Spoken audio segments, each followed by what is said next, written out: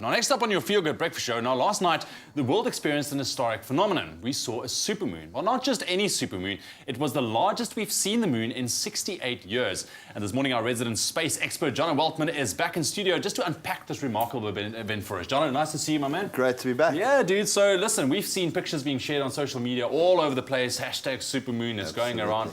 What exactly is a supermoon?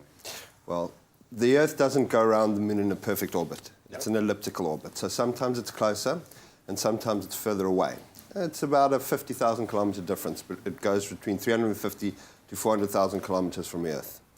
And when is a full moon at the closest point, or within 90% of the closest point, we call that, well, astrologically, it's called a supermoon. In astronomical terms, it's called perigee syzygy. Perigee syzygy. And last night we had perigee syzygy, and it was the closest it's been as a full moon since 1948. So that's 68 years since it was this close, this big. We didn't quite get the full effect in Cape Town because it was a little bit low over the horizon. Okay. So a lot of people said, it looked like a normal moon to me, but it was big and much closer than it normally is. Yeah, well, I think it's definitely, we could see that. So where would you have seen kind of the full effect of the supermoon? Closer up towards the equator. Okay. You know, on this particular cycle, you would have had a better experience. It was about 48 degrees above the horizon, and you want it to be about 60 to 90, obviously, completely overhead to see it at its closest point. But luckily, that's why we're so grateful for social media, so we can see all of those pictures and what it looked like in all places all around the world as well. Now, the next big one, I mean, are we going to see something similar like this? Or do we have to wait this long again? So every 14 months or so, on average, you have a supermoon, which is either a new moon supermoon or a full moon supermoon, which is where it's 90% at its closest point. On average, we're very spoiled. We've got 3 supermoons in a row. We had one in October, one now November the 14th, and another one on December the 14th.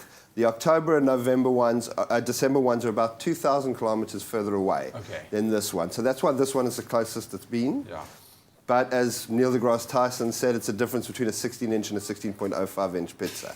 So if you missed it last night, we'll be back December 14th. Exactly. Just adjust your zoom a little bit better. There we go. And it'll actually be a little bit higher in the sky in December. Listen, as long as it's just not quickly, cloudy. I mean, what effects would a supermoon like this have on the Earth? I'm sure tides is a big thing. Yeah. Look, the supermoon, the moon does play a very important part in the Earth, in tidal rotation and earthquakes and geographical processes, but nothing dramatic. There's no massive effect from the supermoon. This is a very regular cycle. It's happening all the time, this perigee-apogee cycle of the moon. So don't worry about sudden tidal waves or earthquakes or volcanoes erupting.